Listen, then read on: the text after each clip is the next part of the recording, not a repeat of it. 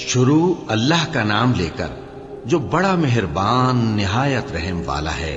الف لام را، یہ اللہ کی کتاب اور قرآن روشن کی آیتیں ہیں۔ کسی وقت کافر لوگ آرزو کریں گے کہ اے کاش وہ مسلمان ہوتے۔ اے نبی، ان کو ان کے حال پر رہنے دو کہ کھا پی لیں اور فائدے اٹھا لیں، اور لمبی لمبی آرزویں ان کو دنیا میں مشغول کیے رکھیں۔ آخر کار ان کو اس کا انجام معلوم ہو جائے گا۔ اور ہم نے کوئی بستی ہلاک نہیں کی مگر اس کا وقت مقرر لکھا ہوا تھا۔ کوئی امت اپنی مدت مقررہ سے نہ آگے نکل سکتی ہے اور نہ پیچھے رہ سکتی ہے۔ اور کفار کہتے ہیں کہ اے شخص جس پر نصیحت کی کتاب نازل ہوئی ہے، تو دیوانہ ہے۔ اگر تو سچا ہے تو ہمارے پاس فرشتوں کو کیوں نہیں لے آتا؟ کہہ دو ہم فرشتوں کو نازل نہیں کیا کرتے مگر حق کے ساتھ، اور اس وقت ان کو مہلت نہیں ملے گی۔ بے شک یہ کتاب نصیحت ہم ہی نے اتاری ہے، اور یقیناً ہم اس کے نگہبان ہیں۔ اور ہم نے تم سے پہلے کے مختلف گروہوں میں بھی پیغمبر بھیجے تھے، اور ان کے پاس کوئی پیغمبر نہیں آتا تھا مگر وہ اس کے ساتھ ہنسی کرتے تھے۔ اسی طرح ہم اس گستاخی کو گناہگاروں کے دلوں میں ڈالے رکھتے ہیں، سو وہ اس پر ایمان نہیں لاتے۔ اور پہلے لوگوں کی روش بھی یہی رہی ہے۔ اور اگر ہم آسمان کا کوئی دروازہ ان پر کھول دیں اور وہ اس میں چڑھنے بھی لگیں تو بھی وہ یہی کہیں کہ ہماری آنکھیں باندھ دی گئی ہیں، بلکہ ہم پر جادو کر دیا گیا ہے۔ اور ہم نے آسمان میں برج بنائے ہیں اور دیکھنے والوں کے لیے اس کو سجا دیا ہے، اور ہر شیطان مردود سے اسے محفوظ کر دیا ہے۔ ہاں، اگر کوئی چوری سے سننا چاہے تو ایک روشن انگارہ اس کے پیچھے لپکتا ہے۔ اور زمین کو ہم نے پھیلایا اور اس میں پہاڑ بنا کر رکھ دیے، اور اس میں ہر ایک چیز اندازے سے اگائی۔ اور ہم نے تمہارے لیے اور ان لوگوں کے لیے جن کو تم روزی نہیں دیتے اس میں معاش کے سامان پیدا کیے۔ اور ہمارے ہاں ہر چیز کے خزانے ہیں، اور ہم اس کو بمقدار مناسب اتارتے رہتے ہیں۔ اور ہم ہوائیں چلاتے ہیں جو پانی سے بھری ہوئی ہوتی ہیں، سو ہم آسمان سے مے برساتے ہیں، پھر ہم تم کو اس کا پانی پلاتے ہیں، اور تم تو اس کا خزانہ نہیں رکھتے۔ اور یقیناً ہم ہی حیات بخشتے اور ہم ہی موت دیتے ہیں، اور ہم ہی سب کے وارث ہوں گے۔ اور جو لوگ تم میں پہلے گزر چکے ہیں ہم کو معلوم ہے، اور جو پیچھے آنے والے ہیں وہ بھی ہم کو معلوم ہے۔ اور تمہارا پروردگار قیامت کے دن ان سب کو جمع کرے گا، وہ بڑا دانا ہے، خبردار ہے۔ اور ہم نے انسان کو کھنکھناتے سڑے ہوئے گارے سے پیدا کیا ہے، اور جنوں کو اس سے بھی پہلے بے دھوئیں کی آگ سے پیدا کیا تھا۔ اور وہ وقت قابل ذکر ہے جب تمہارے پروردگار نے فرشتوں سے فرمایا تھا کہ میں کھنکھناتے سڑے ہوئے گارے سے بشر بنانے والا ہوں۔ بس جب میں اس کو درست کر لوں اور اس میں اپنی طرف سے روح پھونک دوں تو اس کے آگے سجدے میں گر پڑنا۔ چنانچہ فرشتے تو سب کے سب سجدے میں گر پڑے مگر شیطان کہ اس نے سجدہ کرنے والوں کے ساتھ ہونے سے انکار کیا۔ فرمایا اے ابلیس، تجھے کیا ہوا کہ تو سجدہ کرنے والوں میں شامل نہ ہوا؟ اس نے کہا میں ایسا نہیں ہوں کہ انسان کو جس کو تو نے کھنکھناتے سڑے ہوئے گارے سے بنایا ہے سجدہ کروں۔ فرمایا یہاں سے نکل جا کہ اب تو مردود ہے، اور تجھ پر قیامت کے دن تک لعنت برسے گی۔ اس نے کہا کہ پروردگار مجھے اس دن تک مہلت دے جب لوگ مرنے کے بعد زندہ کیے جائیں گے۔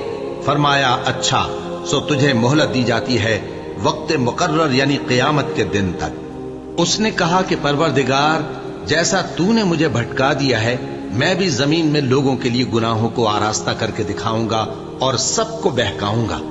ہاں، ان میں جو تیرے خاص بندے ہیں ان پر میرا قابو چلنا مشکل ہے۔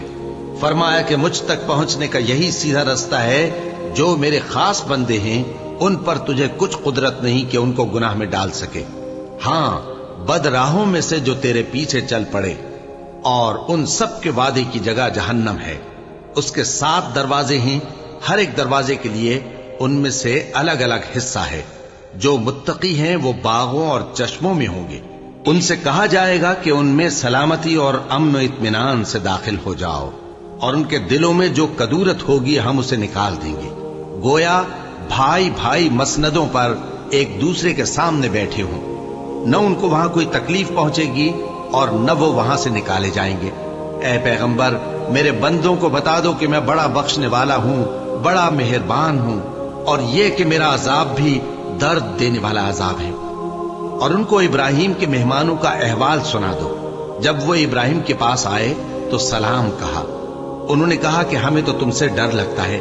مہمانوں نے کہا کہ ڈریے نہیں، ہم آپ کو ایک دانشمند لڑکے کی خوشخبری دیتے ہیں۔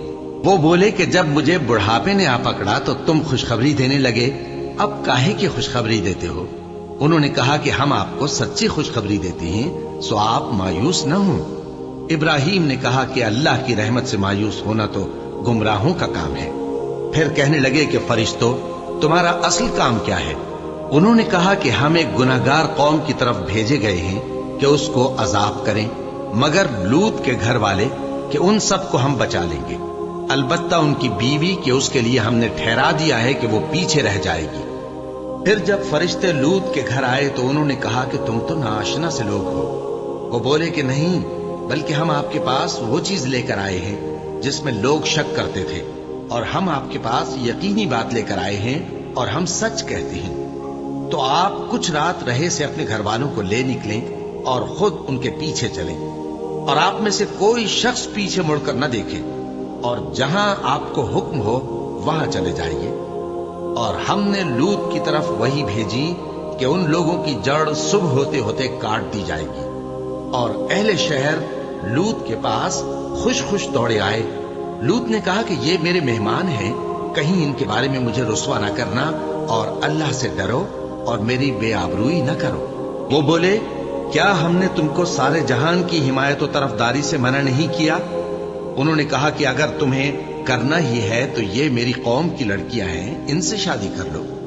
اے نبی، تمہاری جان کی قسم، وہ اپنی مستی میں مدہوش ہو رہے تھے، سو ان کو سورج نکلتے نکلتے چنگھاڑ نے آ پکڑا، اور ہم نے ان بستیوں کو الٹ کر نیچے اوپر کر دیا اور ان پر کھنگر کی پتھریاں برسائیں۔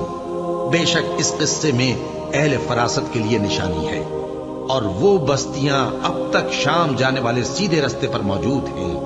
بے شک اس میں ایمان لانے والوں کے لیے نشانی ہے۔ اور بن کے رہنے والے یعنی قوم شعیب کے لوگ بھی گناہگار تھے، تو ہم نے ان سے بھی بدلہ لیا، اور یہ دونوں شہر کھلے رستے پر موجود ہیں۔ اور وادی ہجر کے رہنے والوں نے بھی پیغمبروں کی تکذیب کی، ہم نے ان کو اپنی نشانیاں دیں اور وہ ان سے منہ پھیرتے رہے، اور وہ پہاڑوں کو تراش تراش کر گھر بناتے تھے کہ امن و اطمینان سے رہیں گے۔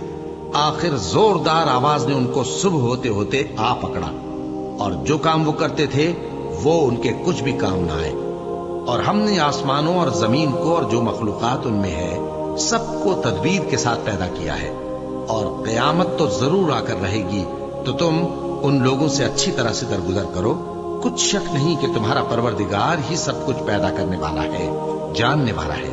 اور ہم نے تم کو 7 آیتیں جو نماز میں دہرا کر پڑھی جاتی ہیں، یعنی سورہ الحمد اور عظمت والا کلام عطا فرمایا ہے۔